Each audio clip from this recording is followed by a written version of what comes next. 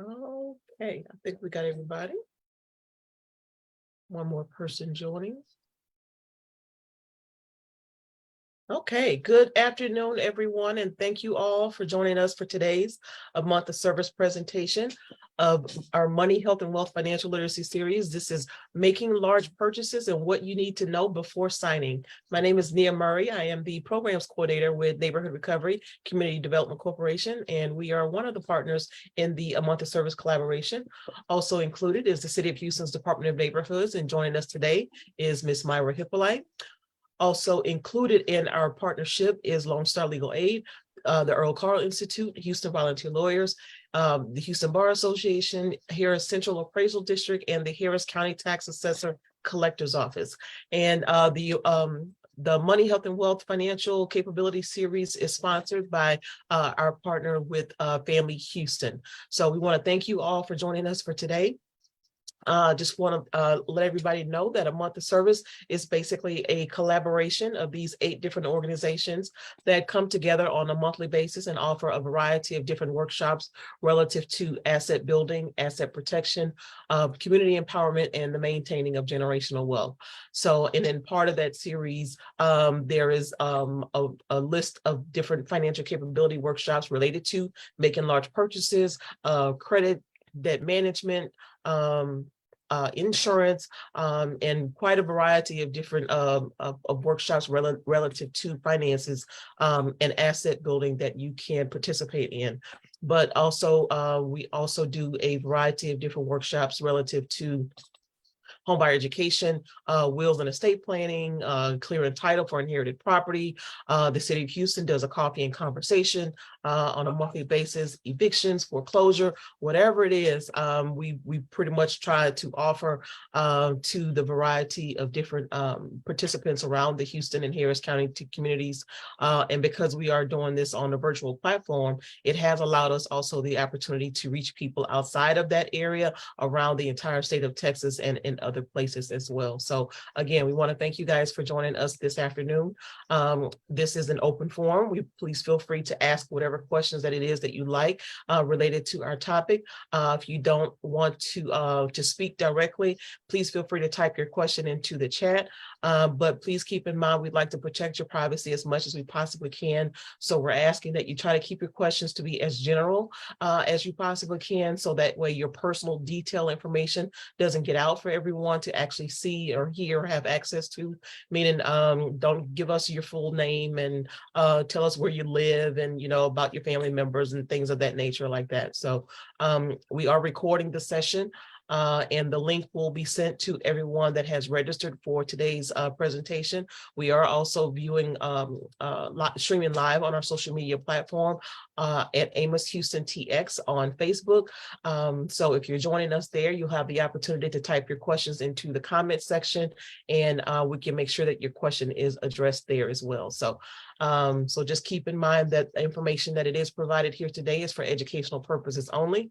If you do feel like you need more of a one-on-one financial coaching opportunity, then we do encourage you to reach out directly to Family Houston, and our presenter, Ms. Monet Cheney, will be providing you with their contact information, as well as other services that are offered by Family Houston at no charge to the Houston and Harris County community. So we definitely encourage you guys to take advantage of that. So with that being said, we are going to go ahead and move along with our presentation. And again, welcome everybody, and thank you all for joining us and coming back and continuing to support A Month of Service. So we're going to go ahead and introduce Ms. Myra Hippolyte and then our presenter, and we'll move right on into the presentation. So Myra.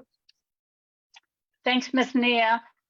Good afternoon, everyone. My name is Myra Hippolyte, and I work with the City of Houston, Department of Neighborhoods, Office of Neighborhood Engagement, under the direction of Division Manager Paul Green. On behalf of Mayor Sylvester Turner and Director Takasha Francis, we want to welcome you to the Month of Service Partnership. This partnership is all about giving you back free information that whenever you're going through a stressor in your life, you have as much information in front of you to make the right decision. Now, a lot of people say, well, what's the right decision? So whatever you're going through, we want to make sure that whatever information you need, you have it right before you need to make any decisions. Guys, a lot of times we go through a lot of stressors in our life, and it seems like we just seem to not have the information that we need. Some people get some information, others get some information, but we want to make sure that everyone throughout the city of Houston, Harris County, state of Texas, have all the information they need, from buying your own home to foreclosing, if you're going through evictions, if you're going through foreclosure, if you're protesting the appraisal of your taxes, if you've inherited property, or even if you're in the process of creating your own estate plan. Guys, it's all about you and giving you back free information. Thanks to everyone, and stay safe and have a great day. All right, Ms. Monet, would you like to go ahead and introduce, and we can go ahead and get started? Hi, everyone. My name is Monet Cheney, and I'm a financial coach for Family Houston. It is a free service that we offer to the community all over Houston. And I'll go into more details about free financial coaching and how we can help you become financially stable and reach your financial goals. And today, again, like Leah said, we're going to be talking about making large purchases and just some tips on how to make the right decisions when it comes to making these big purchases that we make, that we will make in our lifetime. So our learning objectives for today is, first, we're going to start off with how to create a SMART goal for our big purchases. And then things to consider when purchasing a car and things to consider when purchasing a home. So first thing first, let's talk about how to create a SMART goal.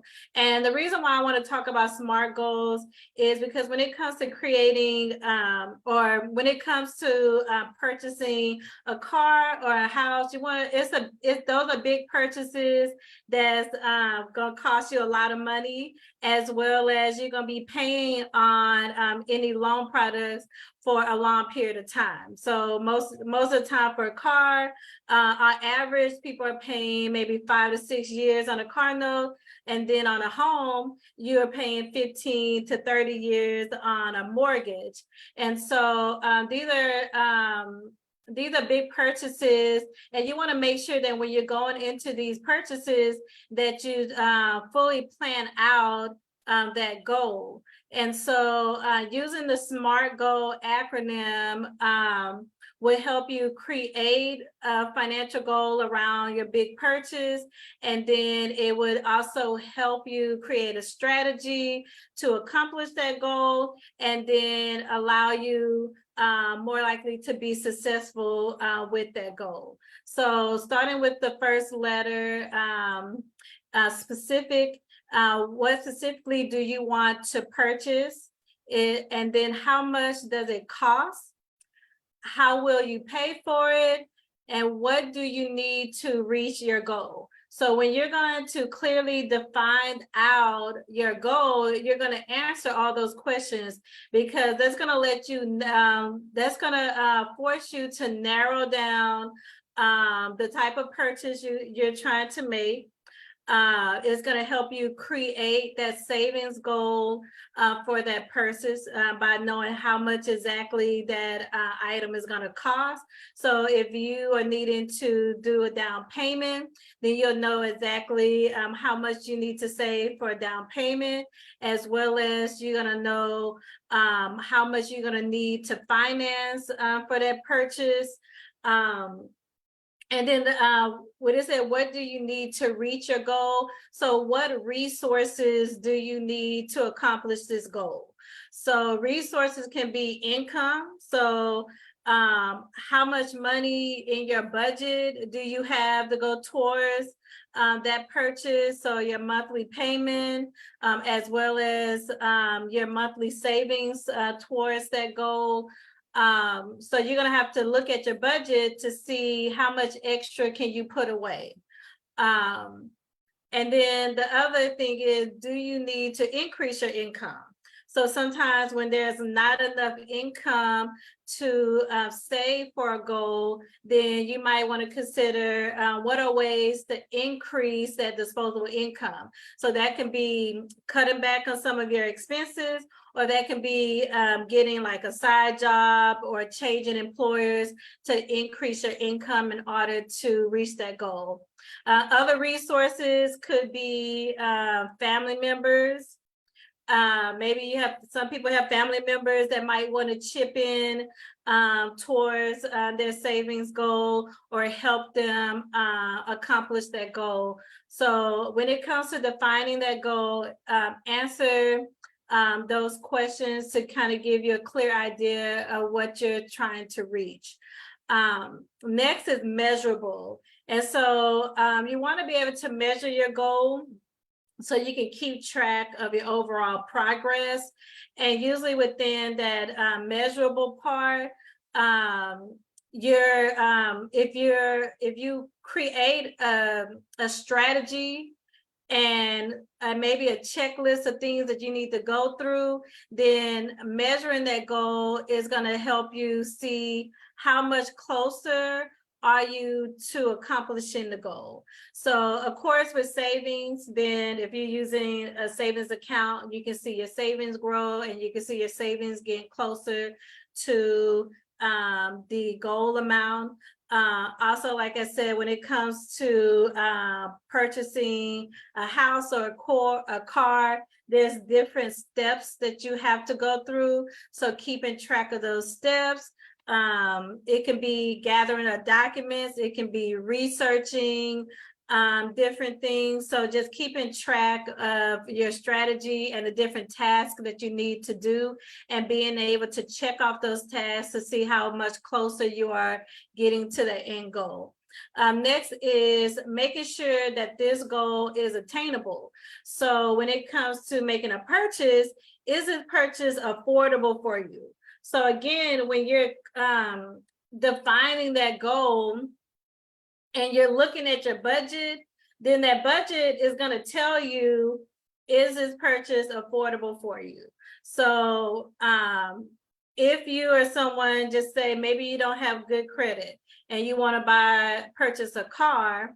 So understanding, okay, if I go purchase a car, then I'm going to get a high interest rate. So what interest rates will I get with the credit score that I currently have?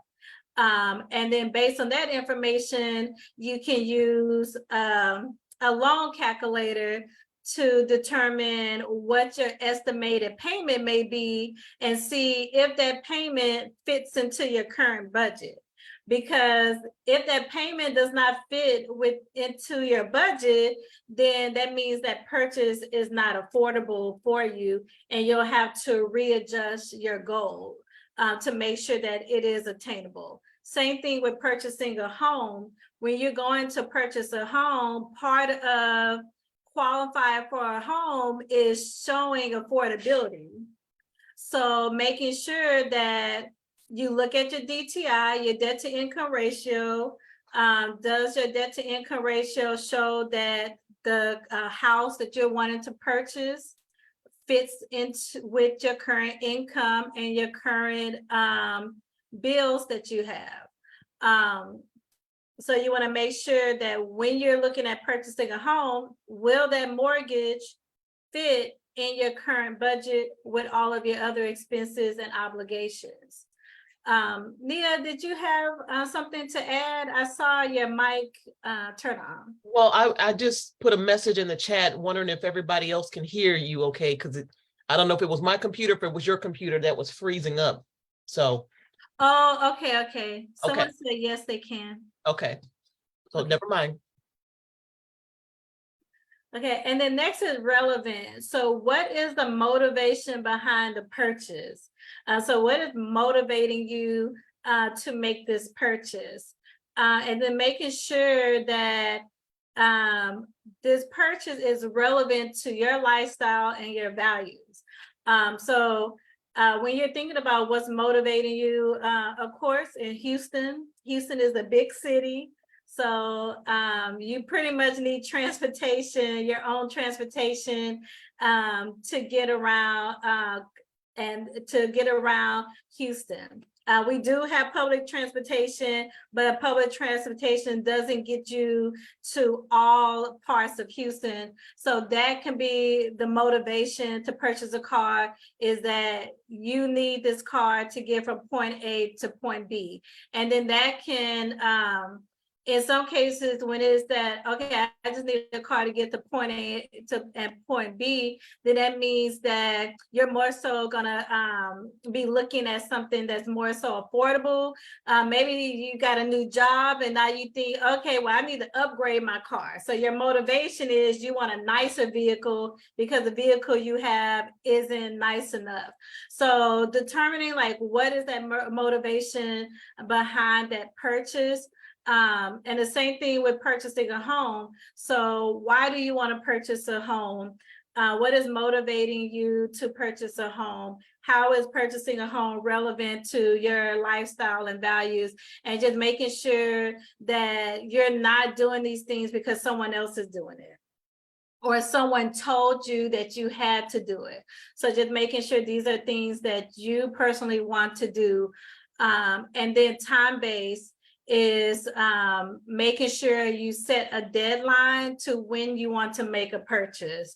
So are you wanting to purchase a car in 6 months?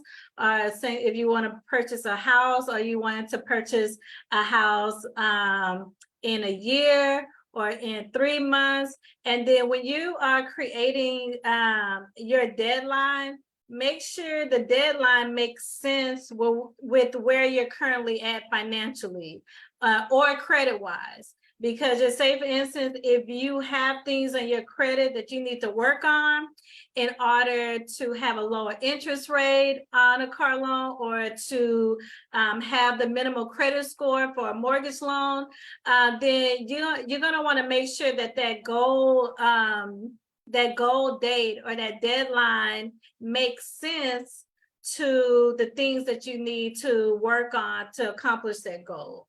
So with credit, if you need to build your credit score, building your credit score takes time. So you will have to understand, like, what does it take to build my credit score? What are things affecting my credit score? And how long is a reasonable amount of time for me to be working on my credit score? Because if you're at a low 500s and you have some things on your credit, or like delinquencies on your credit or collections on your credit, it might take you some months to build the score up to the 620 or 640 that's needed. So just making sure that when you create that deadline for when you want to accomplish your goal, that it makes sense with where you're at financially, and giving yourself the appropriate amount of time to accomplish your goal. Is there any questions? Nothing yet related to your topic. Okay. Okay. All right.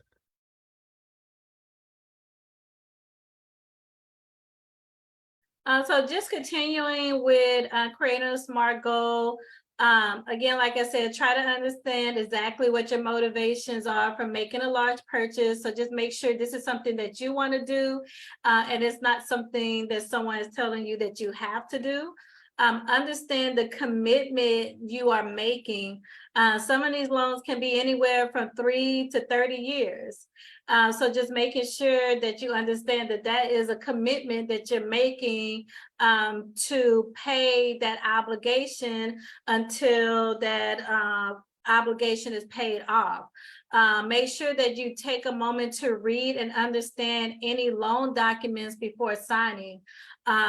So whenever you are applying for any type of large purchases and you're financing those purchases, and make sure you're understanding the documents that you're signing, because technically that document is a contract stating that you are going to pay that loan off within the amount of time that that loan term is for.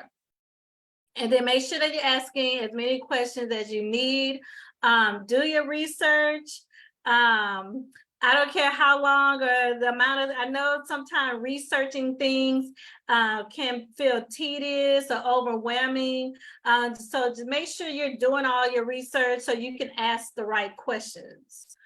Because sometimes if you don't ask the right questions, then something might pop up at a time where there's nothing you can do about it. Know what its associated costs are. So just make sure you know what are the additional costs that are associated with that purchase. So for example, insurance and maintenance. So when you purchase, and I'm focusing on cars and houses because that's usually like the biggest purchases that most people make. So when you purchase a car, you got to purchase car insurance that is required by the state of Texas, that you have insurance. Usually if you're financing a vehicle, you have to have full coverage according to your lender. So just making sure you understand what the cost of insurance would be for the vehicle that you're purchasing. And just know that you can talk to insurance companies while you're trying to make a decision on a car make and model, and ask them like, what is the average insurance rate for this vehicle? For this color, like there's certain characteristics of a car, there's certain makes and models that have a higher insurance rate. So make sure you're researching if the type of car you're interested in, on average, have a higher insurance premium. Same thing with maintenance. When it comes to a vehicle, depending on the type of car you have, the more expensive the maintenance is going to be. So if you have a luxury vehicle, of course, luxury vehicles is going to cost way more in maintenance. If you have like European vehicles like Volkswagen or Volvo, those, even though Volkswagen is not a very expensive vehicle to purchase, it still have high maintenance because it's a foreign maker. So make sure you understand the maintenance costs of the vehicles you're going to purchase. Same thing with purchasing a home. You have to have homeowners insurance. So make sure you're understanding what type of insurance you need for that type of house and the area that you're moving into. And then with a home, you got to maintain a home. You don't want to live in a home and things are like falling apart.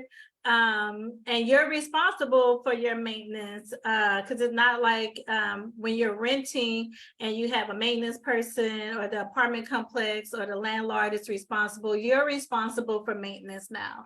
So just making sure that you understand what the cost of maintenance is going to be, as well as know your deductibles for your insurance company. So if anything happens, you know how much your deductibles are. Okay, so you need to decide on what you can afford.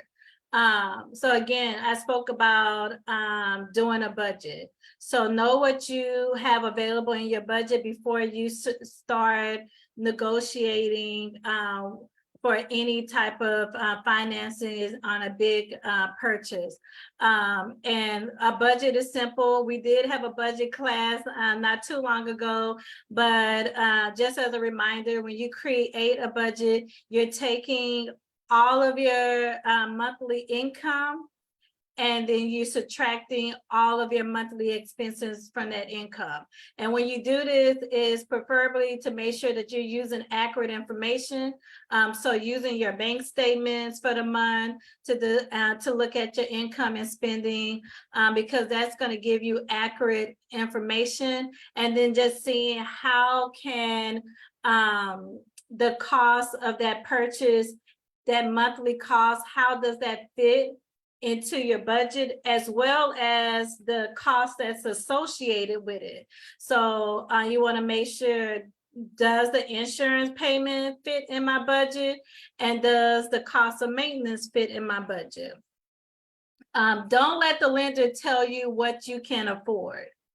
So know what you can afford.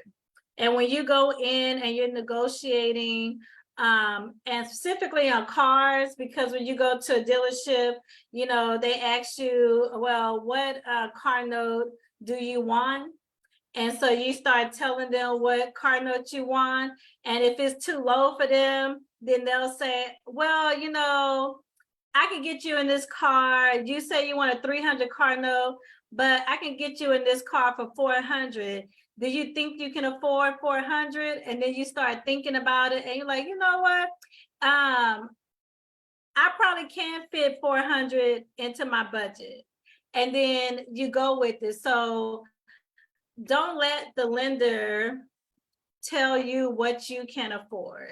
And don't, if you feel like 300 is comfortable for you to where you're not overwhelming yourself, then try to negotiate something around 300 or find something for 300.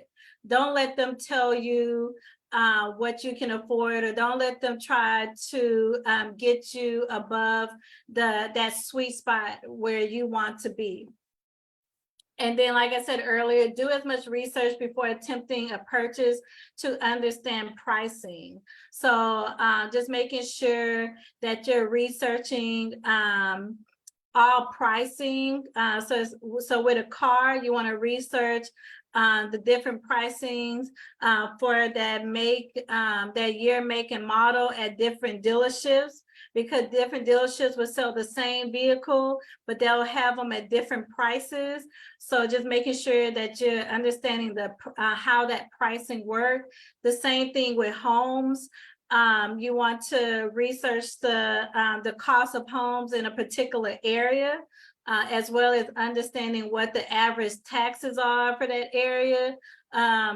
So just making sure that you're understanding that pricing, and that whatever that price may be, that monthly cost is going to fit into your budget. And then use financial calculators to determine what you can afford. So Bankrate is a good website. They have a lot of financial calculators that you can use to determine like what an estimated monthly payment might be. Also, NerdWallet have a tool. It's called How Much House Can I Afford? And so you put like you put your information in for your debt to income ratio, and it'll tell you like how much you can afford monthly, and you can like play around with the numbers. And if it's an affordable amount, it'll be in green, so it'll give you a green light. If it's affordable, but it can be a tad bit overwhelming and it might be a stretch, then it'll put it in yellow. And if it's above your means, then they'll put it in red. But it's a good way, it's a good educational tool to kind of understand like how much house can you afford. You can also do the same thing on Bankrate. You can find mortgage calculators that kind of help you determine how much you can afford. And then the same thing with vehicle loans. You can play around with vehicle loan calculators just to see how much a vehicle loan will cost you monthly based on different interest rates, and also based on how much down payment you put down.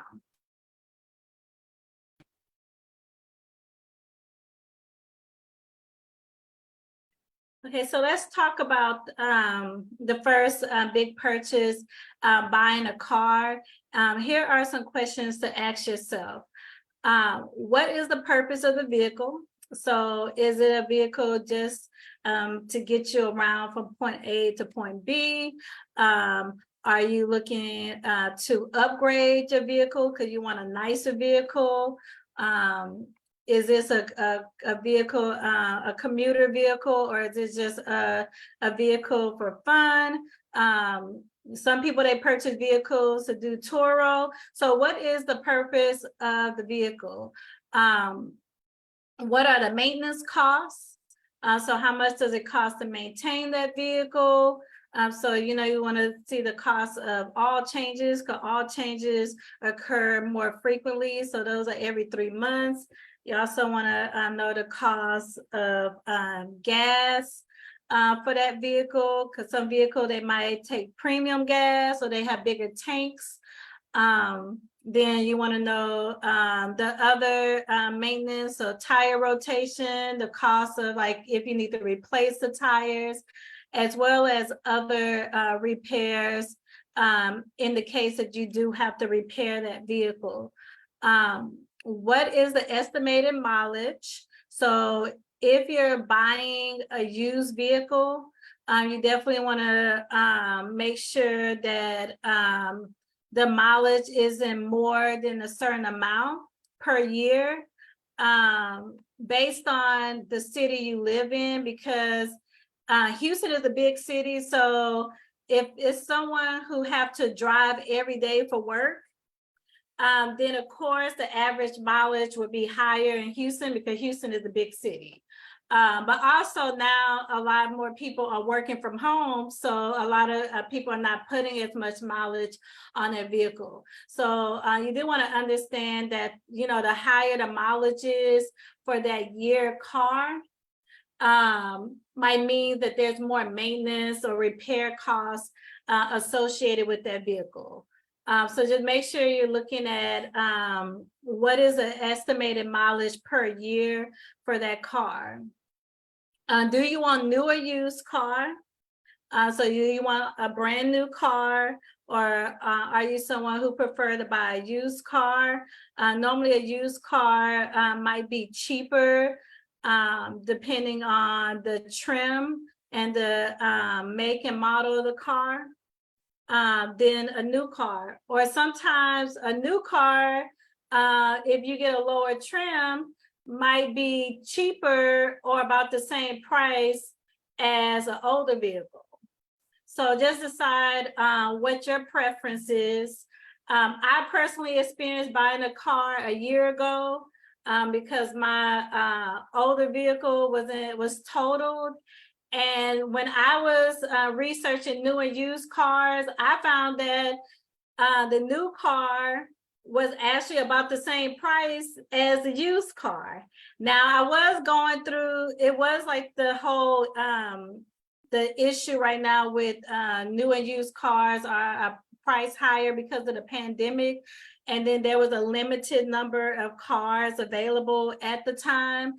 So that was driving the cost too.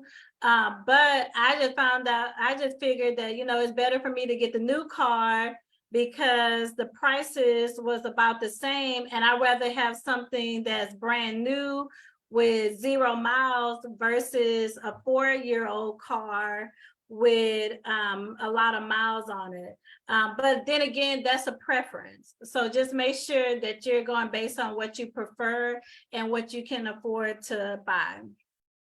And then lease or buy. So do you want to lease a vehicle, or do you want to buy, finance the vehicle and purchase it? With leases, normally leases are about 4 years, and there's a lot of rules associated with leases. So if you're someone who likes to change cars every so many years, that might be a good fit for you. But if you're someone who likes to hold on to a vehicle for a long period of time, then it might be a better option to just buy the vehicle and finance it for a certain number of years. And then you own it once that car is paid off. And then again, how much can you afford monthly? And how much do you need to save for a down payment to get the vehicle that you want? Is there any questions so far? No, not yet. Okay. Okay, so financing a vehicle. You don't have to go through the dealership to purchase a vehicle. You can use a bank or credit union. I have noticed lately, and this is just based on my experience last year, is that a lot of the big name banks like Wells Fargo, Ally, Capital One, Bank of America, you do have to actually go through the dealership to get auto loan through those banks. So you'll definitely just let the dealership know, I want you to run my credit through whichever bank. it is that you're interested in. But with a credit union, you would have to be a member with a specific credit union in order to get financing through them. Sometimes with credit unions, because you are a member, you might get a lower interest rate than going through a dealership, as well as if you're financed before going to the dealership, then you have the upper hand on negotiating. So if you go to a credit union and you get approved for $20,000 to purchase a car, then you're pretty much going to a dealership and letting the dealership know that I'm already pre-approved.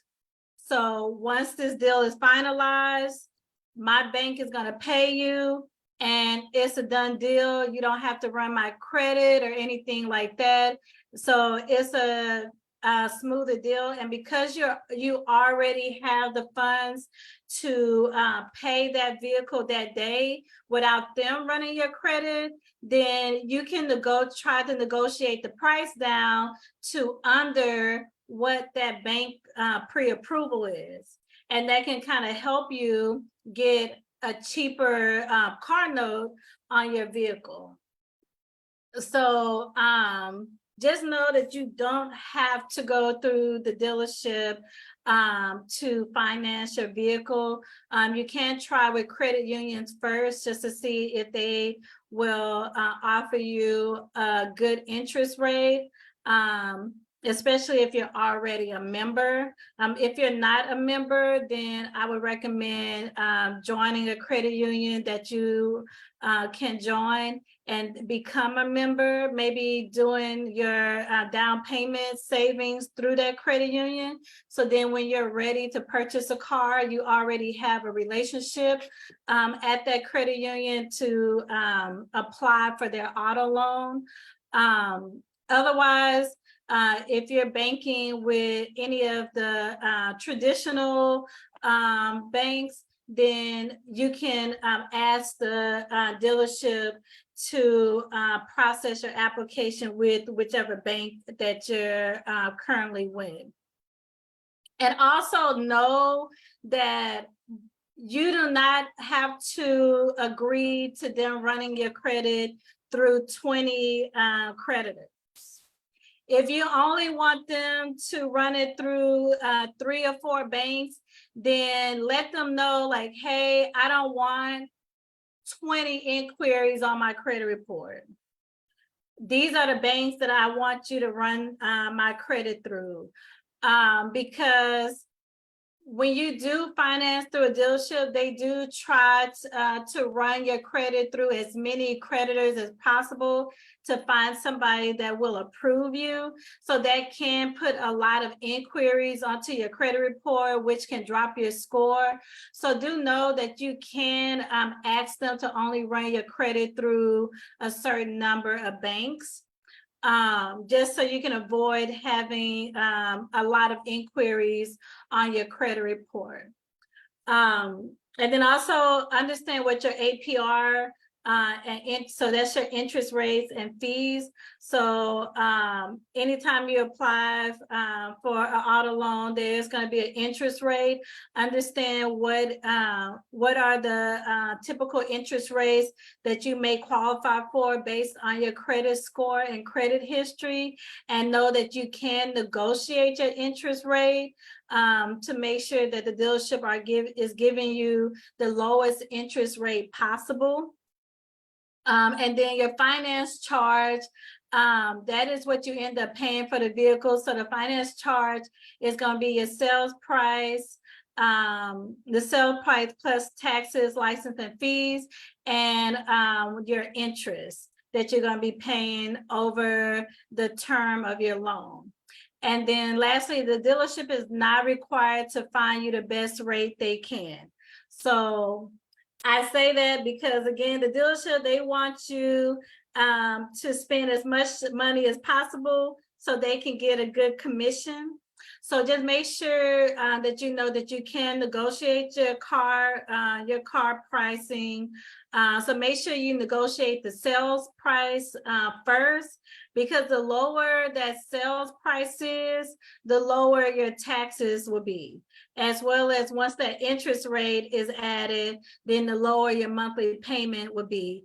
And then the other thing is you want to negotiate your interest rate, because the lower your interest rate is, the lower your monthly payment will be, and the less interest that you'll have to pay over the time period of that loan. So just know that you can negotiate both your sales price and your interest rate.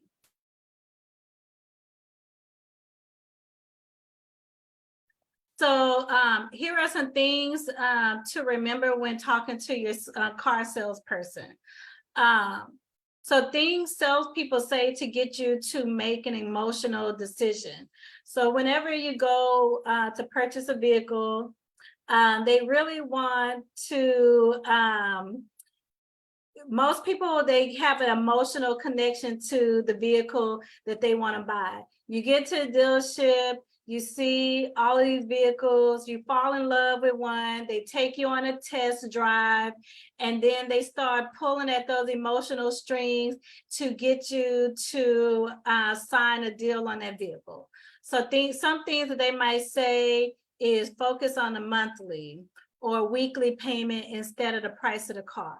So what they'll do is they'll start talking about the monthly payment, because they want you to agree to the monthly payment versus the price of the overall price of the car, because that monthly payment, you don't know what is generating that monthly payment.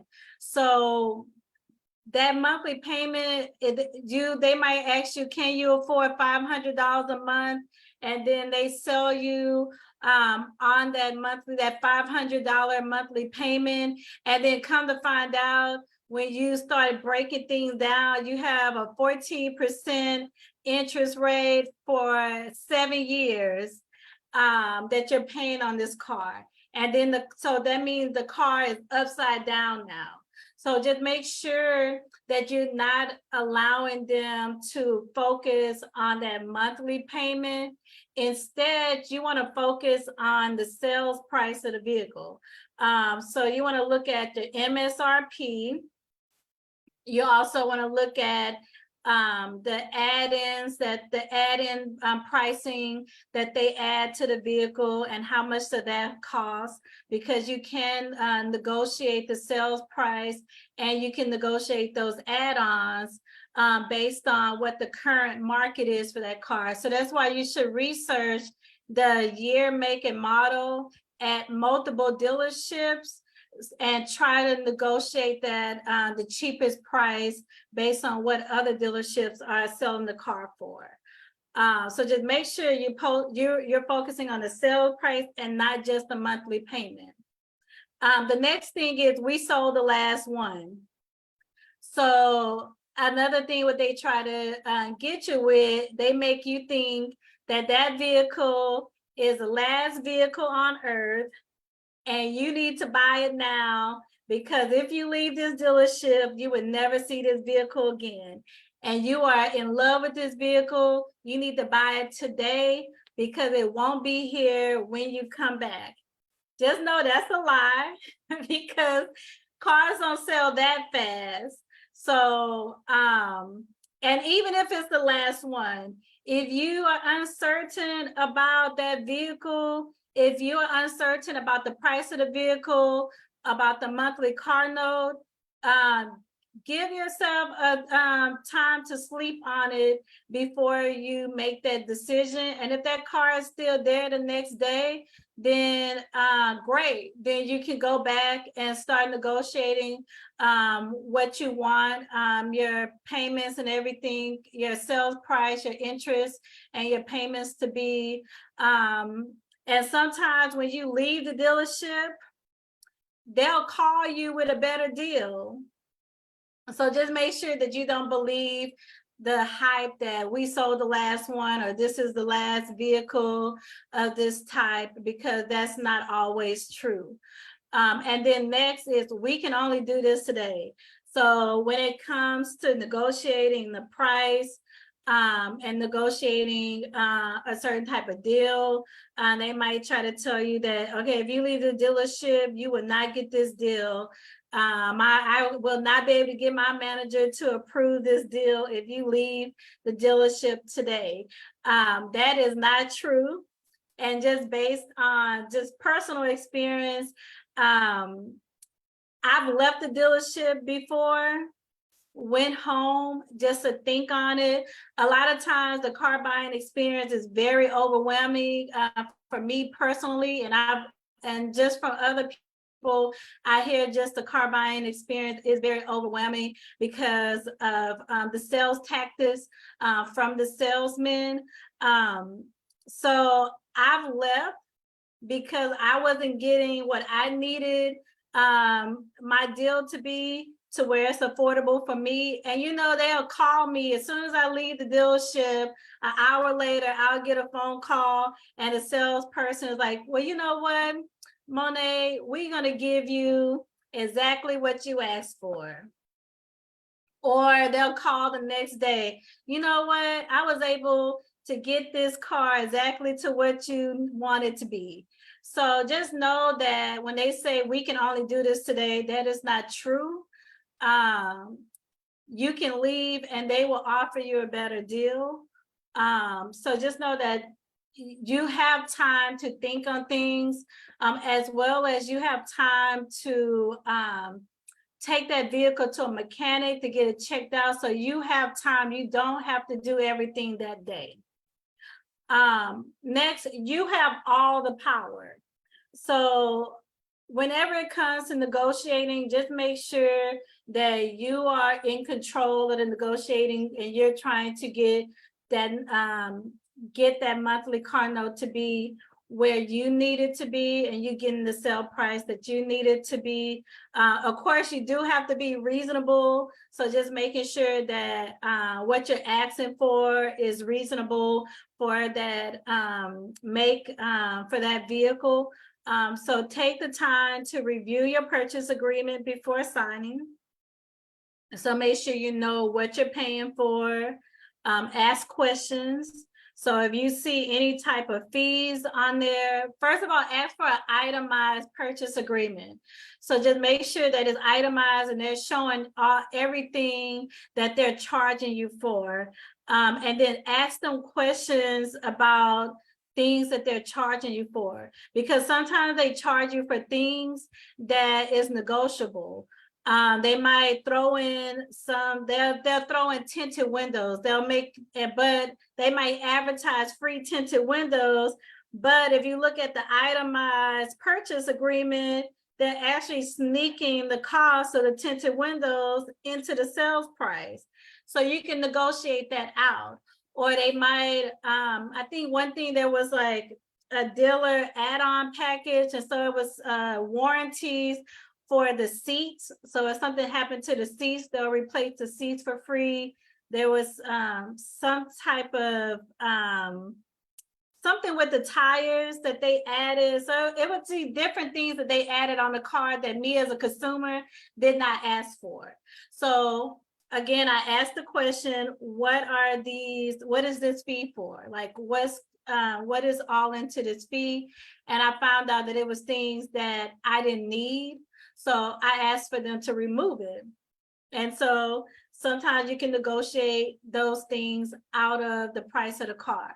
So just make sure you know exactly what you're paying for and everything that they're charging you, so you can know what to negotiate. And again, like I said, negotiate the price of the vehicle. So you want to make sure that you're not going too far above that MSRP, and then negotiate your interest rate, not the monthly car note, because the price of the vehicle and the interest rate is going to drive your monthly car note. So whenever you're using the auto loan calculator to determine what you can afford, put in the price of the vehicle while you're at the dealership. Have a calculator on your phone while you're at the dealership, while you're negotiating, put that price, the bottom line price of that vehicle into the calculator with the interest rates that you know that you qualify for, and see what your monthly car, your estimated car note might be. And use that as the way to help you negotiate the sales price and the interest rate, so you can make sure that you're getting close to the car note that you can actually afford, and not the car note that they're wanting you to get so they can get a higher commission. Next, have the vehicle inspected first by an independent mechanic as part of your test drive. Especially if you're purchasing a used vehicle, you want to make sure that you request a test drive to take the vehicle to a mechanic, because the dealership, they're not going to tell you if there's anything wrong with the vehicle. So you want to make sure that you get that vehicle inspected first. And don't let them suggest the mechanic. Already have your own mechanic, because you want to make sure that you know everything about that used vehicle before you purchase it. Because sometimes the dealership, they get used vehicles and they clean them up and they fix some things, but they don't fix everything. Also, you'll want to see a Carfax report and show that to the mechanic, just so the mechanic can check and make sure any maintenance and repairs were actually done. And then you want to check for accidents. You want to check and make sure that vehicle have not been in an accident. And if it wasn't an accident, was it repaired properly?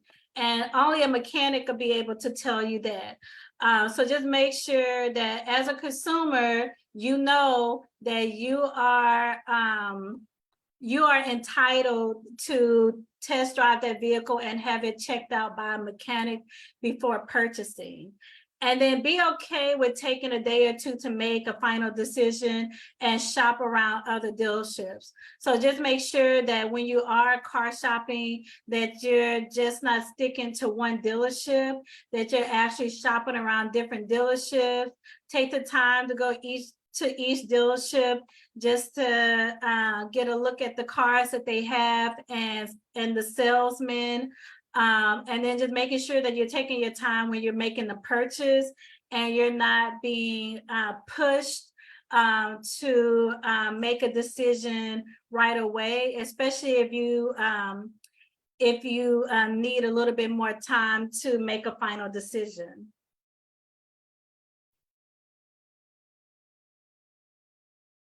Just continuing on what to do when buying a car. I just mentioned this, do your research, so check Carfax report, but do understand that not everything is reported to Carfax. So only maintenance done or collision repairs done at certain mechanics are reported to Carfax report. So just understand that not everything is going to be reported to Carfax. So that's why you need to have that mechanic inspection, because sometimes people, they buy a vehicle and they know how to work on cars. So maybe they did their own oil changes, or maybe they got into an accident and they went to a collision shop that's not, that don't report to Carfax, and they got the car fixed. So just make sure that you understand that not all information about that vehicle is going to be reported to Carfax. And then also look at consumer reports about that vehicle just to make sure that it's a good option for you. And then make sure that there's no open recalls on that car. Next, negotiates price of cars separately from trade-in and financing. So if you're going to trade in a vehicle, just making sure that you're negotiating the price of that car separately from that. Again, slow down, take your time to make the right decision. And remember, salespeople are paid to sell. So they're driven by commission. So the more money they can get you to spend, the more money that they make. So they're not looking out for your best interest, and they're not looking out for your budget. They're looking out for themselves. So just remember to make sure that you are in control of that negotiating.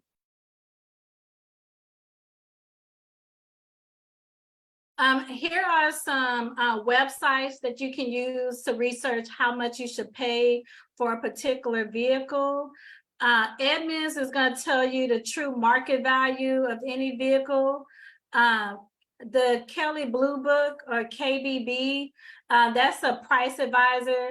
So KBB would tell you what the trade-in value should be based on the information of a vehicle. It can tell you what the market rate is for a used vehicle, as well as a new vehicle too. It'll tell you what like the MSRPs and average cost of those new vehicles are. The reason why Kelley Blue Book and cars.com, which is a car value calculator. The reason why those websites are important, because you want to make sure that the dealership is not selling the vehicle for more than what the car is valued at. Because in the case that you want to trade that vehicle in the future, you want to make sure that you're going to get a good enough value. Or if you want to sell the car in the future, you want to make sure that you're going to be able to get the top value for that vehicle. The same thing with accidents. If you get into an accident and your vehicle is totaled, your insurance company, they're going to look at what the current value of that vehicle is, and that's how they're going to base whatever the payout is that they give you once that claim is complete. And you want to make sure that whatever they give you for your vehicle is going to cover your auto loan. So just make sure that you are researching the value of any vehicle, regardless if it's brand new or used, to make sure that the dealership is not selling the vehicle for more than what it's worth, because you don't want to be in a situation where you're upside down on your car loan.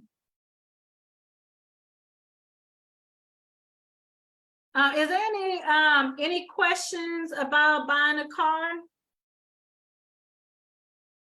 Or anything anyone wants to add about their experience of purchasing a vehicle?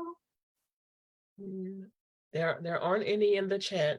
I just want to add that regardless if it, even though you're putting the emphasis on the car, that this is in relation to pretty much anything that you make a large purchase for. You want to shop, you want to, check the value of what it is that you're buying, whether it's a boat or a car or a vacation package, a timeshare, whatever it is, you still want to do your research on what it is that you're trying to purchase.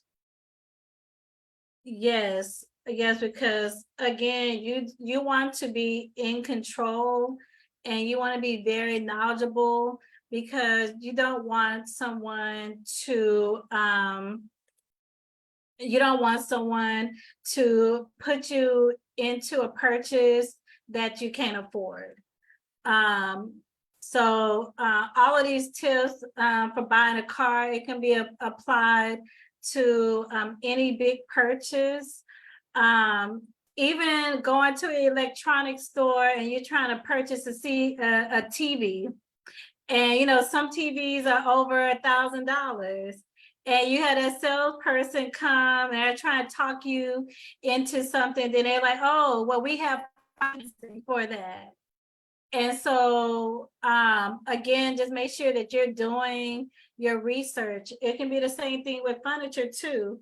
You go to a furniture store, and as soon as you walk in, you have 5 salespeople that run up to you, and they start showing you things that you can't afford, because again, they make commissions. So anytime there's a situation where the salesperson can get commission, then you want to make sure that you do all your research because their main goal is to get you to spend the most amount of money so they can get the highest commission possible.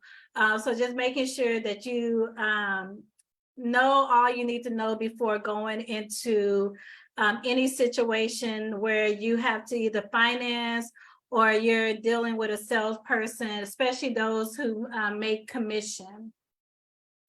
Now we're gonna move into purchasing a home. And so here are some questions to ask yourself before buying a home. Why am I buying a house? So you want to understand what is motivating you to purchase a home. Is it an investment option for you? Is it you want to purchase a home because you have a big family and you no longer want to pay rent and you want enough space for your family or growing family, as well as you want something that you can pass on to your children in the future? Do you want to buy a house because it's the American dream? So what is the reason why you want to buy a house? So just determine what is motivating you to purchase a home. Next is, how long do you plan on living here?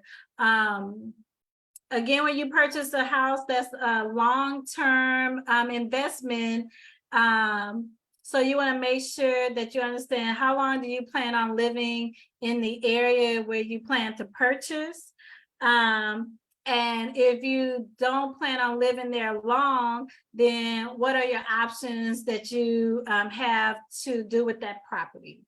Next, you want to look into schools, neighborhoods, property values for the areas where you want to move, HOA fees for the neighborhood or townhome or condo community that you want to purchase in.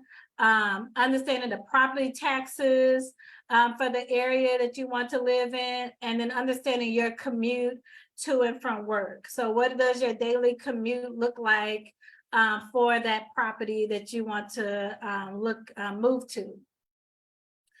Next is what's in your dream home that is negotiable and what is not. So you want to make a list as to what are your non-negotiables and what are things that you don't mind living without or something that you can take care of later. So something like paint color, you can take care of paint color later. It don't cost a lot of money to repaint. But it can be the area. You can't change the area that you move to is not going to change at a certain it's not going to change at a fast rate. So you want to make sure that an area that you're moving in, that's the area that you want to live in for a long period of time. Also the size of the house, and then like your kitchen, your bathroom, like how many rooms you want, how many bathrooms you want. Do you want an older home or a newer home? Do you want a home with a certain aesthetic? So what are things that are negotiable and what are things that are not? Because things that are negotiable, then that means that that's something that you can maybe change at a later date, something easy for you to change. Things that are not negotiable are things that you if it was there, then it's just going to bother you. So you want to make sure that you're getting close to what you want in a home. Next is, what is my credit score? Because your credit score is going to play into your eligibility. So do you meet the minimum credit score for the type of loan product that you're wanting to apply for? Also, the higher your credit score is, the better, the more options that you have, as well as the lower your interest rate may be. How much savings do you have? So how much savings do you already have? And then how much do you need to save up for? So just understanding like how much do you need for down payment? How much do you need for closing costs? And how long is it going to take you to save up for those different expenses? And then lastly, am I ready to maintain a house? Because again, with the house, you have to take care of all the maintenance on the house. So are you ready to maintain a house? And what I mean ready, are you financially ready to maintain a house? And then here's a checklist for buying a home. So first is, again, dream. So what is your dream home? What do you want in a home? Where do you want to live? Live long-term? What is the purpose of the house? So what is your dream home, and what all do you want? Next is, if you need to fix credit and save for a down payment, what does that process look like? So you want to understand where you're at credit-wise, and then also financially, how much do you already have saved, and how much income do you have to put towards saving? Look for any programs you may qualify for. So fortunately, in the city of Houston, there are tons of first-time home buyer programs, as well as just general programs for home buyers that make it a lot easier and affordable for you to get into a home. So check into those different options just to see what you qualify for, as well as what are you needing to get into those programs. Next, determine if you want a new construction or previously owned home. So, with new construction, just look into if you're somebody that's looking for a certain type of home or a certain aesthetic or look, or just certain things when it comes to purchasing a home. Maybe you more so want a new construction because when you move in, you don't have to do much to that home. With previously owned, then you're going to determine, like, okay, do you want to purchase an older home? With the older home, you might have to make changes, as well as you got to keep in mind, like, how was that home maintained by the previous owner? And then again, that's going to help you determine, like, how much house can you get for what you can get pre-approved for. So just determine what type of home you want. Next is get pre-approved for financing. Getting pre-approved for financing would definitely help you determine, like, what type of home you can qualify for, and then get a realtor. You're gonna need a realtor, so I don't know why I put get a realtor if you want one, because you need a realtor to purchase a home. So just make sure you find a realtor that works best for you and that's going to help you find exactly what you're looking for. Definitely. You need to put an exclamation point by that notation. Our home buyer counselor, she says, if you try to buy a house without a realtor, that's the equivalent of going to trial for murder and you representing yourself. You are going Right. you are going to go to money jail because there are so many different little boxes and things that are on a contract that you don't know about, that you could be signing and be paying for all kinds of things that you are not aware of. It's easy for somebody to sit and get pre-approved or to shop for a house online and fill out the paperwork, and they have no idea what they're actually getting into without reading all those little details and nuances. So definitely get a realtor. And in addition to that, getting a realtor does not cost you anything. Generally, having a realtor comes from the seller side of the deal. So, it will not hurt you. If you go to a builder, they have already built it into their sales price that they're going to pay a commission to a realtor. So it does not cost you anything to actually have a real estate professional to actually represent you on your behalf. So make sure you have the right team and you have the experts, because make sure you have those experts. So you have your realtor, and then make sure you're picking the right realtor. because that realtor is working for you. So just making sure that you have your team of people, because even with the realtor, you're gonna need someone to inspect the home. So making sure you're getting the right person to do the inspection, because you don't want them to overlook anything. So just make sure that you have the right team behind you when purchasing a home.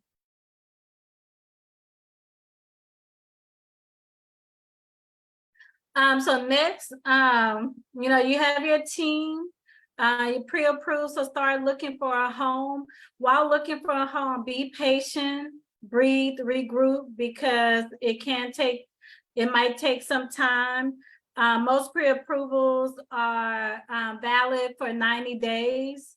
So just making sure that you're working with your realtor, and but you're also being patient with the process, because you don't want to get too overwhelmed and then you make mistakes in that process. Keep looking, so make sure that you're not settling. If you're definitely not finding what falls into your pre-approval or the type of home that you're looking for, just making sure that you don't stop looking or you don't settle on a house, because again, you're committed to that home. Like once you sign that deal, you're committed to that home unless you decide to sell it. But again, you're committed to that purchase once you make that deal. Once your realtor help you find what you're looking for, and you're at the point of getting ready to make an offer on a home, so just make sure that when you make an offer, if it's not accepted, that you're prepared to receive a counter offer, and you know that you can offer. So that's where having that realtor and having the right realtor is going to be beneficial when it comes to the process of making an offer, as well as just that whole process of making an offer or having to do a counter offer and negotiating with the seller of the home to get the things that you need and want before you sign that contract.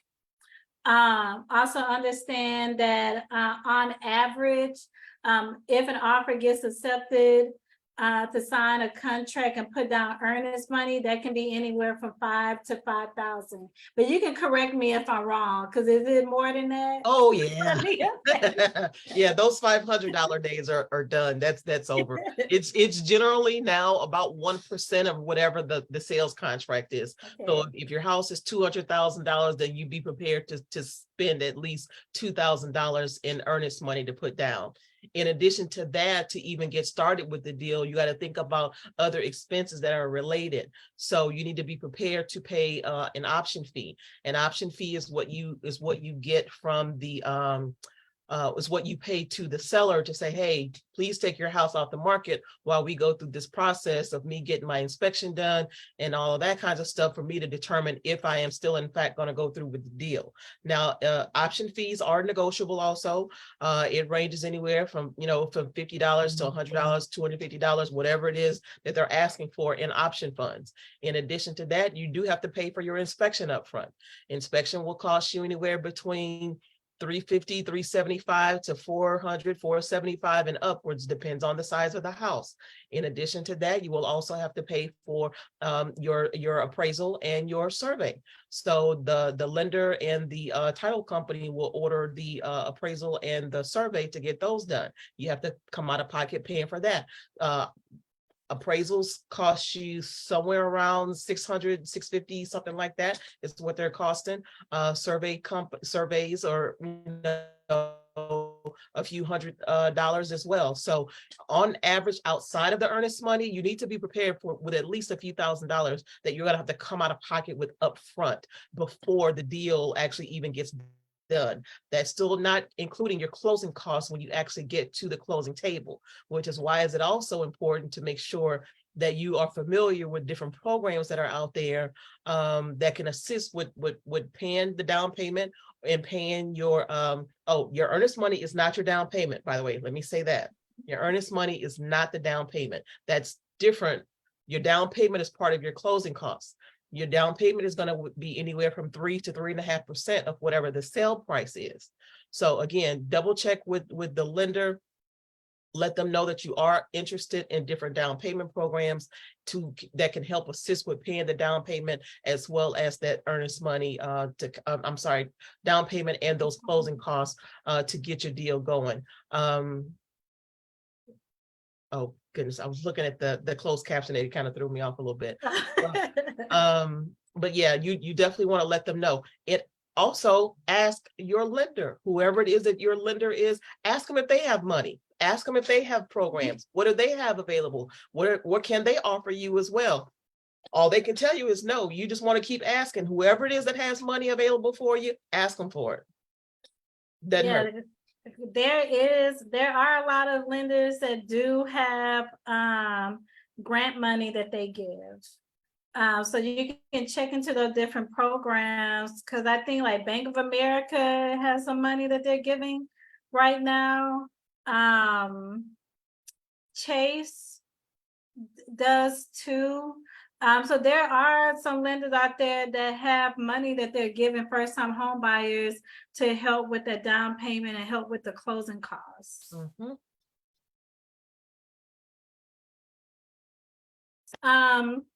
When you're purchasing a home, you have a certain period of time to finish your financing, get an inspection, get an appraisal, have the survey done, get any repairs you want done and renegotiate, as well as decide if you need to walk away. And then lastly, scheduling your closing with a title company. So just make sure that you understand what those deadlines are, because you don't want to get to a point to where you're not able to do something because you missed that deadline. Or you lose out on some money because you miss a certain deadline. So just make sure that when you're in this part of the process and you're working with your realtor, that you understand, you're asking the realtor the right questions and you understand everything that you need to do and then what those deadlines are, so you're not losing out on any money or losing any of your money that you already paid.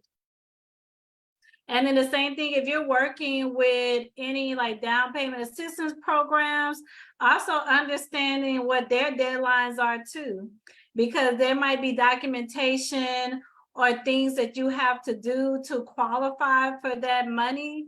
And you want to make sure that that money is ready and ready to go when you get to closing. So just make sure you understand everybody deadlines, so you're not missing anything and you're not missing out on any money, as well as you don't want to skip any steps either. Yeah, because that can cause issues. And let me say this, if someone's interested in down payment assistance, know that down payment assistance programs, they all go through your lender. So there is no legwork or paperwork or anything like that that you have to do on your own.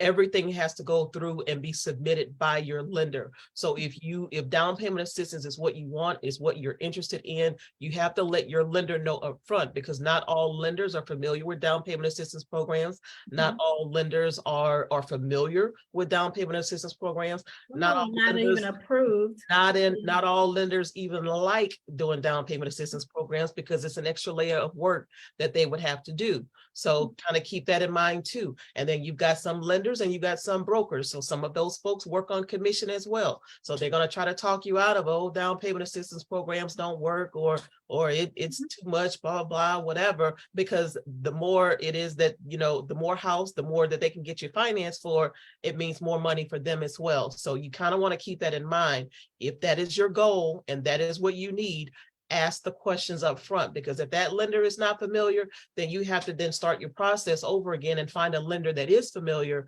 and that knows how to get those deals done for you. So that's why it's important when you're going through a home purchase, especially, that you interview that team prior to, so that you already got your people in place to say, hey, I know you're on top of this. I know you can do this. I know you want to do this, and I know you're going to answer my questions for me, and so on and so forth. So it's very important to make sure that if that is the goal, that you definitely make sure that you talk to that lender about that up front. Also, I want to add that there are community mortgage lenders.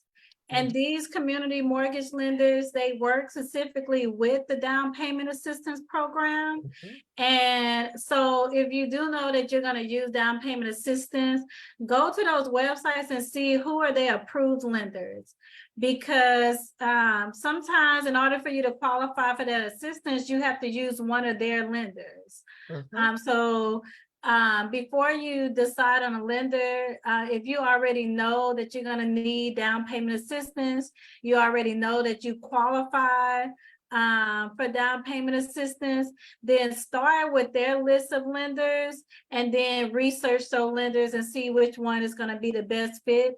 Because sometimes it could be a lender that have their own, they might give you money for closing costs, and you can put that on top of the down payment assistance you're getting from that program. So sometimes you can stack assistance.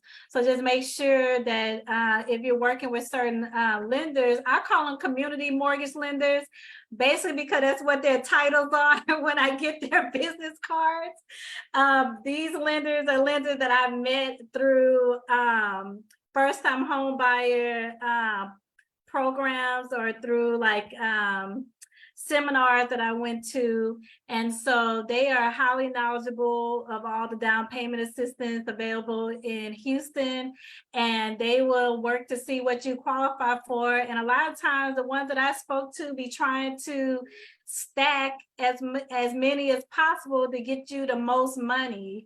So just making sure that when you're researching lenders, that you find a lender that's gonna help you find money, as well as if you're not ready to apply, they are willing to work with you and tell you, okay, this is what you need to do to qualify for my loan and to qualify for these things. So they will also kind of help you in that sense, because they want you to be successful.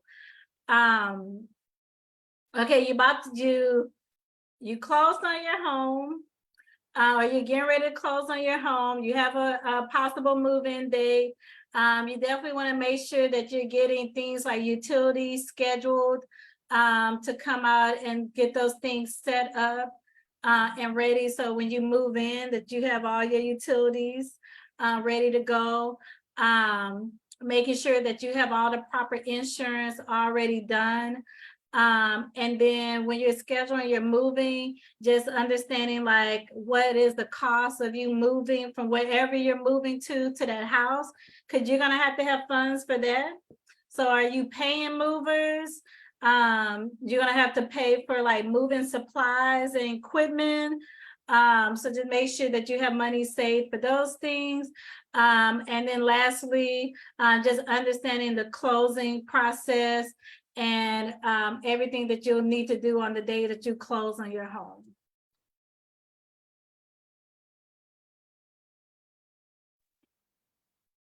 So just a little bit more information about closing. Closing is when you and the seller sign the RAM of papers at the title company's office. Although you're probably each going at different times, and the money, and then this is where the money changes hands. The title company makes sure, among other things, that the home is really the seller's to sell. So they're gonna check in again, like Nia said, they do the appraisal and the surveying. They have all these things that they're gonna check into before you close on the home, and that there aren't any outstanding claims against the property. Even if you're not using a realtor, which you should be using a realtor, the sale will still be processed by the title company so that you have these essential protections. What you'll need to bring to your closing, is the bank check for your down payment and closing costs. If your closing costs weren't rolled into your loan, you'll also need to bring a bank check for that as well. So a bank check is essentially a cashier's check because that's guaranteed funds to the title company. And an ID, an unexpired ID in the name of everything that you've already signed and what's been submitted. Definitely make sure those match. Being a realtor myself, I have on a couple of occasions have had clients that have a different name on their ID than what's on the actual documents that they have signed. And that completely hinders the entire process. And they have to go back and redo paperwork because the name on your ID has to match the name that you're actually signing on all the documents. Just the FYI. And so again, ask the proper questions to make sure that you understand that you have everything that you need. Did right, make sure you had the proper IDs, because if everything don't match up, and that's with anything. So anything that you're doing, your ID need to match the paperwork that you're filling out, because that's the only way they could identify you. So making sure that you have those things taken care of. And it can be the same thing with your just the information on your driver's license, making sure that's all up to date. And it don't cost you that much to update your driver's license. What is it, like $24, $25 to renew your license? So just making sure that all of your paperwork and IDs are where they're supposed to be, so you don't have, so things don't get rescheduled and prolonged. Just some things to remember: try not to be emotional and think of it as a business deal. This is going to be a very stressful, emotional, time-consuming deal, and it's not like what you see on HGTV. I put that on there because when we're watching, what is that show? They have those shows on HGTV where Like they're shopping for homes. The house hunters and all of Yeah, that. house hunters and it was a show on Netflix. I think it was like Selling Sunset or whatever. And so they don't show you everything that goes into purchasing a home. They just show you the good parts of purchasing a home. They don't show you all the other things that happen when purchasing a home. So just make sure that you have a realistic view of what that process is going to be like. Remember that your realtor works for you and they are paid by the closing of the sale. So just make sure that you pick a realtor that is readily available to you. So if you have questions about anything in the process, or if there's things that need to be negotiated, just making sure that you have a realtor that is somewhat attentive to your needs. And then in Texas, sales contracts are pretty standard, so make sure you're understanding everything you need to know about the state that you're purchasing in. And again, just remember that your realtor really will help you negotiate and guide you through the process. So just making sure that you have that right team, because these are the people who are knowledgeable about the home buying process. And they're here to guide you, but also just making sure that you are knowledgeable about some things so you can know what questions to ask. And that's where first-time home buyer classes come in. First of all, you need to take first-time home buyer classes to qualify for down payment assistance. But it also is going to give you some information that you need to know. So if you don't know what questions to ask your realtor, then you might learn things through the first-time home buyer courses. And I would say, even if you're not going for down payment assistance, I would still just take one just to have that knowledge and information.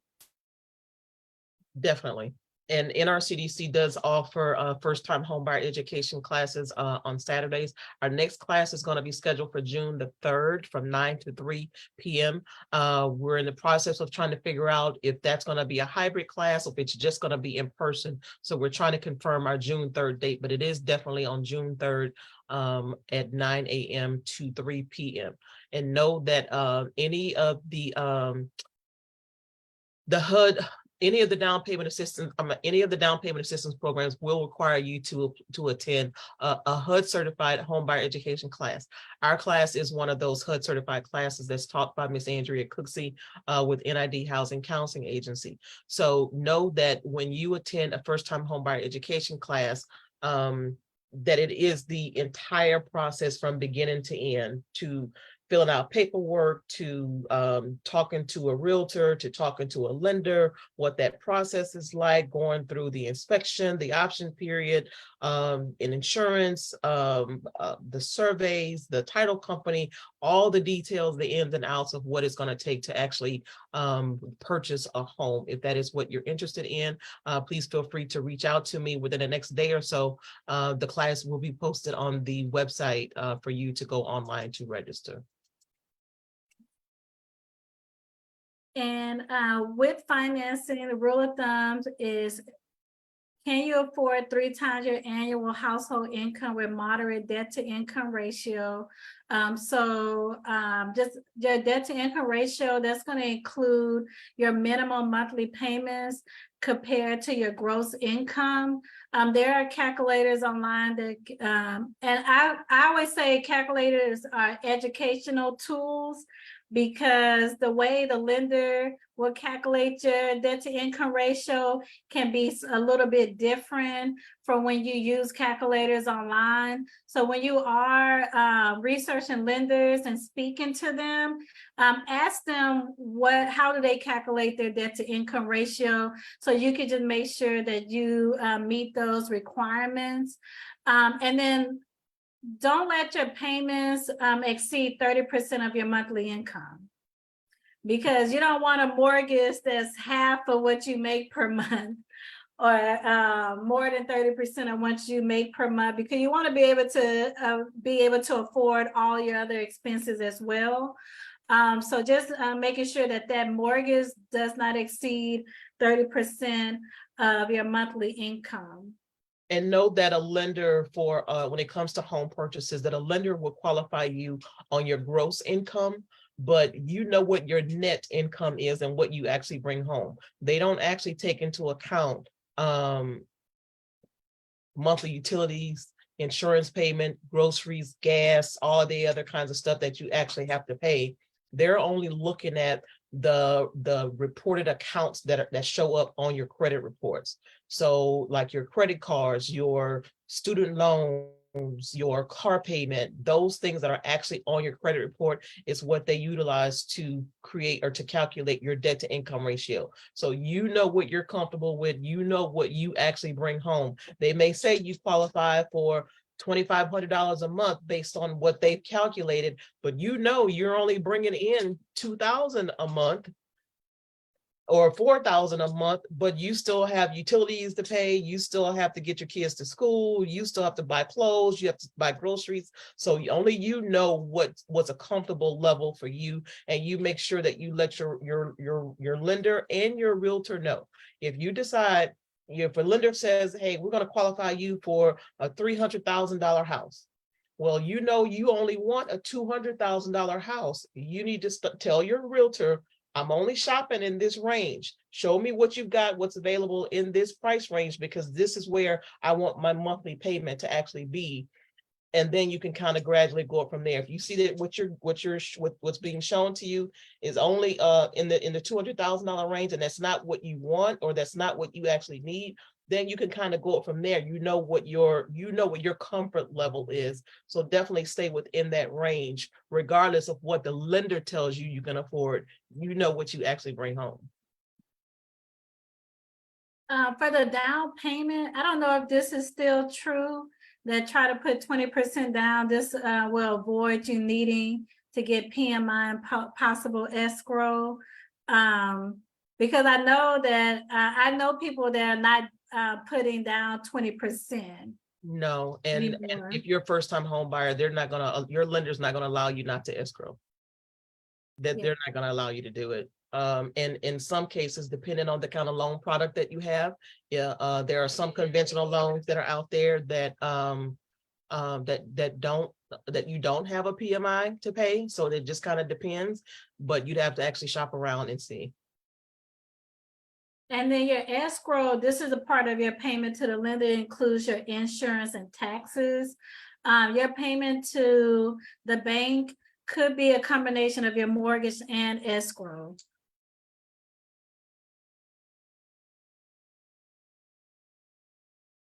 Let's skip. Is there any more questions about purchasing a home that we can answer? There was a question that was sent to me. As a clause of a home sale contract, how can a home buyer protect themselves if later on it's found out that a seller did not disclose significant info that led to a large repair? That get an inspection. That's all I could say, is to make sure that you actually get an inspection. If it's something that is completely major that the inspector did not catch, that, that's a different kind of story. But know that when you get an inspection done, that inspection is only good as of that date. So especially if it's a home that somebody is still actually living in. So if they come in, they do an inspection, the AC is working while they're there. Everything is functioning properly. Water heater is working. But by the time they leave and by the time the sellers actually move out of the house, they have no idea what's going on or what's happened in between that time frame. But if it's a vacant home, a new construction, you definitely want to make sure that you don't skimp on not getting an inspection done. That is the very most important thing that you can do, is to make sure that you get an inspection done. I had a family member, the inspector that she got was related or friends with the seller of the house. And so what ended up happening, after they moved into the house and been living there, it had foundation issues, had cracks in the foundation. There was some other major things that was not disclosed, and they were stuck with it. So cracks in the foundation doesn't necessarily mean that there's actual foundation issue. Those could be settlement cracks. Because of the way the soil is in Houston. Of course, you're going to find some little cracks. Now, if there's something like a huge shift when one side of your house is leaning because you got that kind of a crack, that's completely different. But all cracks don't necessarily mean that there's foundation issues. Because I think what happened is moisture came through the foundation in one of the rooms, and so they ended up having mold growth. And I think it was something that I believe the inspector should have caught. This is just based on what the person was telling us, and they didn't catch it. Now, inspectors don't do structural inspections.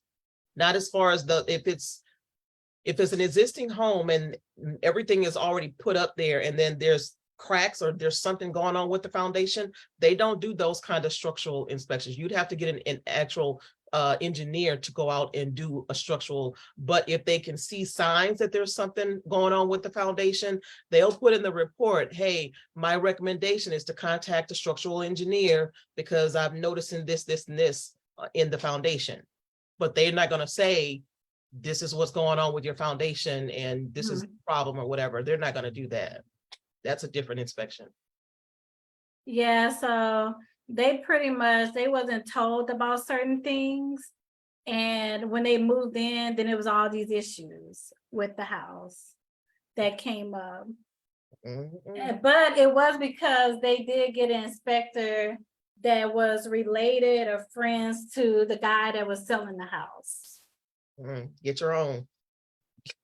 Have your realtor refer people that they work with, not somebody that's a friend of the seller. That's definitely what I would. Yes, and then the seller was somebody that they knew as well. So that's the other thing. I think when it's someone that you trust them. So again, that's why you have to make sure that everybody that's a part of your team are not working together. Mhm. Hey, business is business. Everything else is aside. So with financial coaching, Family Houston, we offer free financial coaching on, and it's on a monthly basis. So you can meet with your financial coach once a month to go over your financial goals. And those monthly meetings allow us to keep up with your progress, as well as hold you accountable to the things that you say that you need to do to accomplish your goal. Just some typical goals that we help with is we can help you with money management. So we can help you figure out what your accurate budget is, create spending plans to meet your goals, as well as if you're needing to make changes to your budget, so you need to increase income or change your spending, then we're here to hold you accountable to those things and supply you with resources to help you accomplish that goal. We do help with if you're working on your credit, so if you need to build your credit score, so we can review your TransUnion credit report for free and provide you with your TransUnion FICO score. And then we can talk to you about ways to help you increase your credit score to be able to qualify for financing, as well as get those low interest rates. If there's any type of credit repair that you need to do, then we actually teach you how to do your own credit repair. Which is very important, because if you go and you look up credit repair services are very expensive. And that's money that you can be putting towards your savings. So we help teach you how to do your own credit repair. We teach you how to write dispute letters if you need to dispute information or verify information. We teach you how to write those letters yourself and mail them off certified, as well as we could teach you how to negotiate if you need to pay to delete things off your credit. Then we teach you how to negotiate with collection agencies to get things settled and deleted. If you need to do a payoff plan, we can help you create payoff plans to reduce the monthly debt payments so your DTI can go down if your DTI is pretty high. Lastly, if you have a savings goal with any large purchase, you're going to need to have some money saved up. So we can help you figure out what you can save per month, as well as we're going to help you track your savings progress. And we're going to hold you accountable. So every month when I speak with my clients, I ask them, how much do you have saved? We go over your budget, as well as I go over the things that you said that you was going to do, because that's my way of holding you accountable. If you want to schedule for free financial coaching, you can go to the Family Houston website, which is familyhouston.org.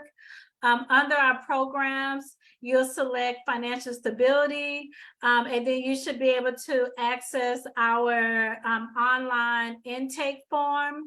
Once you complete the intake form, you'll be sent our consent forms, and then a financial coach will reach out to you to schedule an appointment.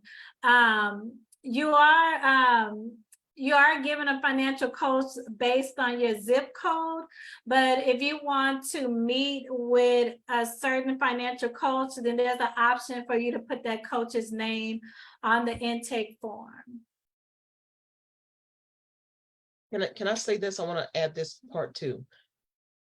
When it comes to making large purchases, if homeownership is the next large purchase that you're interested in making, I would definitely recommend that you get a pre-qualification or talk to a lender first before you start doing anything with your credit report, and allow the lender to tell you, pay down this, pay off this, get rid of this, and close this account, whatever. Because once you actually kind of go in there and start doing things on your own, or what you think you need to get rid of, it can actually sometimes hinder your credit score, and you're doing things that, you know, that may disqualify you altogether when it comes to qualifying for a home. If you only have, you know, a few months left on a car that you've been paying off for 5 years, don't hurry up and pay off that car because you just want to get rid of those monthly payments. 9 times out of 10, the lender probably won't even count those against you. However, if you try to hurry up and get it paid, get it closed, all those 5 years of payment history that you've made it now closed on the account as well. So that's not something that you want to do. You definitely want to talk to a lender first before you start making those changes and making those decisions. And most times they'll refer to say, hey, you know, this is what you need to do. But, you know, and then in that case, Monet, this is what I need to do. I need to pay off this. I need to come up with a plan. How do I pay down this? How do I figure out how to get this off? How do I dispute this and make these corrections? That's when you need to go to a financial coach, if it's the case when it comes to home ownership. If it's just something that you just want to kind of get rid of, most definitely go ahead and talk to a financial coach. But if it's definitely home ownership, you want to talk to a lender first and have them give you an idea of what you got to do first. Yes, and as a coach, when a client comes to me, I help you create their SMART goals. So if you remember earlier in the presentation, we talked about SMART goals. So all those questions that I had listed, those are typical questions I'm going to ask you because I want to make sure that you're doing the right things and I'm holding you accountable to those things. So when I have clients and they come and tell me, well, I need to fix my credit because I want to purchase a house in a year, then I'll ask them, have you spoken to a lender yet? Or what have you done so far? Because what I'm looking for is whether or not you've already been told what you need to do. And usually what I'm going to suggest is go speak to a lender. And like I said, when you are working with certain types of lenders, especially like the ones that work with down payment assistance, they typically are very helpful. If you pull all 3 credit reports and you have all 3 of your credit scores, they might be willing to look at that information and give you some advice without pulling your credit. And this is just a couple lenders telling me like, oh yeah, I'll talk to someone. If they have their credit reports, they have their 3 credit scores, I'll look it over and give some suggestions or tell them what they need to do. So just make sure that when you are going to sign up for financial coaching, like Leah said, that you come with already that blueprint from the lender, whichever lender that you're going to work with, because that's going to help me be able to help you, because I know exactly what you need to focus on. If you come to me and you just say, well, I want to buy a house in 2 years, then or you say, I want to fix my credit, and you don't tell me that you're trying to purchase a home, then I'm just going to tell you like the generic things that you need to know to fix your credit based on what I see on your credit report. So just like Nia said, just make sure that you're doing your research. And when you come to a financial coach, you already have an idea of what you need to work on. So we'll know like what to hold you accountable to. And then this is my contact information. Again, my name is Monet Cheney. My contact number is 832-987-2023. That is a cell phone line, so you can text me as well if you have any questions or if you want to schedule an appointment. And then you can also reach me by email, and my email is M as in Mary, C as in cat, H as in Henry, E as an elephant, N as in Nancy, E as an elephant, Y at familyhouston.org. That's all I have. You have anything else you want to add? Yes, I was actually just putting a comment in the chat about a dispute about a home purchase that one of the participants has actually engaged in. And I wanted to say that next Tuesday, we're doing our civil legal representation presentation. I would definitely encourage you to attend that, and you'll be able to ask questions of the attorney during that presentation if there is that dispute between the home seller and yourself when you actually purchase the home. So I definitely want to mention that. I don't know if she wanted me to mention all of this that she just typed into the chat, since she messaged me directly. So I don't want to divulge any of that information if you didn't want me to. So, but I definitely would encourage you to do that. Do you Yeah. do you recommend that anyone who's looking to purchase a home that they attend the estate planning as well, so they can understand, like, if something was to happen to them, how they Absolutely. should have things set up as to what happens with that home? Absolutely. And that's kind of the importance or the good thing about the A Month of Service collaboration. There are so many different aspects of so many different things that relate to each other when it comes to your financial health, and when it comes to purchasing your home, and then the mental ease of making sure that your home is protected once you actually get in there, knowing what kind of insurance to actually purchase and that you have adequate coverage. If you were to lose your job, what happens to your children, what happens to your home, what are some of the basic things that you can do to actually to help build and protect those assets. One of the things that we talk about, or that we also encourage people in homebuyer class, that minimally, if you don't have a will or an estate plan done when you purchase your home, to get what's called a transfer on death deed. A transfer on death deed will actually transfer the deed of the property that you actually own into a person's name without having to go through the probate process.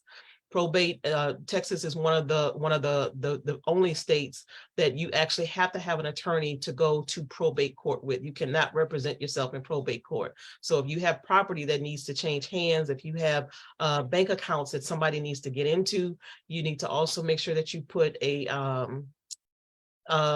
payable on death beneficiary on your bank accounts, so that if it's a husband and wife or children or whomever that need to get access to funds, even before you even go through a probate process, to kind of even make sure things are still paid for in the meantime, they need to be able to have access to those funds. If you have small children, if you have disabled children, you need to make sure that guardianship is established, and some kind of a plan, some kind of a trust or something is established for those disabled or minor children, in the event of your passing. One thing that COVID did teach us, or make sure that we wanted to always address, or to touch base on, is that death is inevitable for everybody. We don't know when, don't know where, don't know how, or what have you.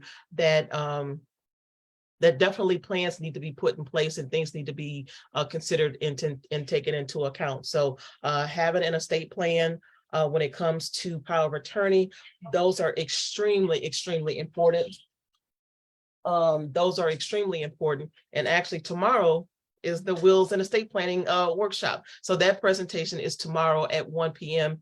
And it talks all about what is an estate plan, what documents make up an estate plan and a will, how you can create a simple will for yourself, handwritten wills, the transfer on death deed. We talk about the power of attorneys, the guardianship, all of those documents that make up an estate plan, and how you can actually get them done, as well as we will be providing the templates for you to actually create your own. If you don't want to go through the process of hiring an attorney to do it for you, if you, for whatever reason, don't qualify for the free legal services from our legal service partners, you have the opportunity to actually create your own as well. So that's another reason why I was encouraging her to come to the the presentation for next week to see what other options are there in lieu of actually having to pay for an attorney. Is there mediation that can be done? Is there some kind of, because there is the Harris County, there's Harris County mediation, something that you can kind of go through. And I believe they are free also, as opposed to having to go to court. So there are other options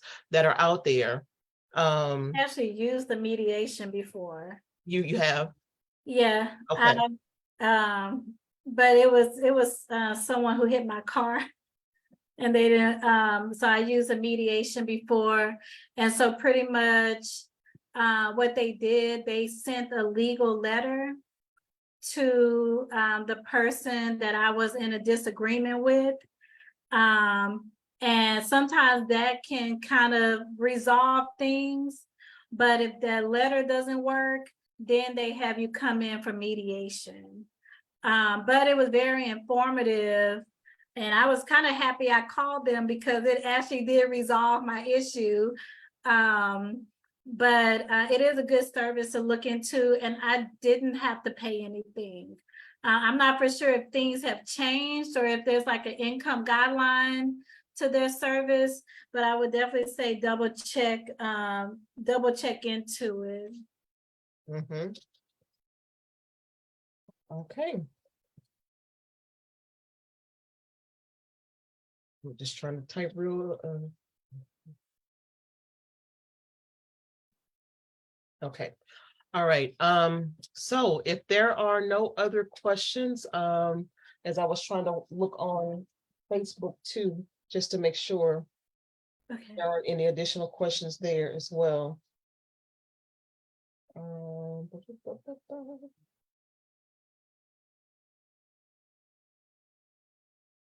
Next month's presentation is on debt management, I believe. Yes, it is. Let me see the date for that. Could be the first Wednesday of June. Yeah, debt management, getting free of debt on June the 7th. So the workshops related to the financial health are the first Wednesday of every month at 4 p.m. from 4 to 6. So you have the opportunity to come back and watch and participate in those presentations. So no, there are no questions on Facebook either. So that would just and for next month, I'll just be going over again just how to create debt payoff plans. If you're at a point to where you want to be free of debt, as well as how to do your own credit repair, verifying debts. So all of that good information to become debt free. And whatever debt freedom means to you, just becoming debt free. All right. With that being said, thank you, Ms. Monet. We definitely appreciate you taking the time. We are right at 6 p.m. So we definitely used up all of our time for today. Yes, we had a lot more information today. Indeed, indeed. All right. So are any other questions that you all may have afterwards? Please feel free to reach out to myself or to Ms. Monet. We'll be happy to direct you as in any way possible. I'll include her contact information on the follow-up email. On the follow-up email that has a copy of the recording of this session. Feel free to go back and watch it to jot down any information or forward it and pass it along to any other family members, neighbors, friends, co-workers, or whomever that may find this information to be beneficial as well. We definitely encourage that as well. So thank you guys very much for tuning in with us. If you would just also take a brief moment to complete the survey at the end of this presentation to kind of let us know, what are your thoughts about the financial capability series and a month of service, and what do you guys think? If there are other topics that you guys may find of interest, if you would just let us know. And we hope that information that was provided here today was helpful for all of you. So again, thank you guys very much. Thank you, Monet. Hope you have a wonderful remainder of your participant that's been having the issue, and I look forward to seeing you in the next workshop. workshop. But again, tomorrow, 1 p.m. is the wills and advanced planning and why you need it. Next Tuesday is the I need civil legal representation and what do I do and what are my options. That one is on Tuesday. So definitely tune in for that. You guys have a wonderful remainder of your day or evening, and take care of yourselves and stay safe. All right, thank you. Good Thank night, you. everyone.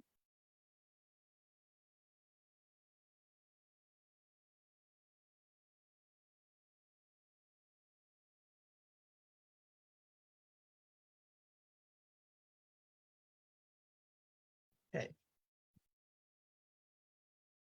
And I'll be emailing everyone too in just a little while.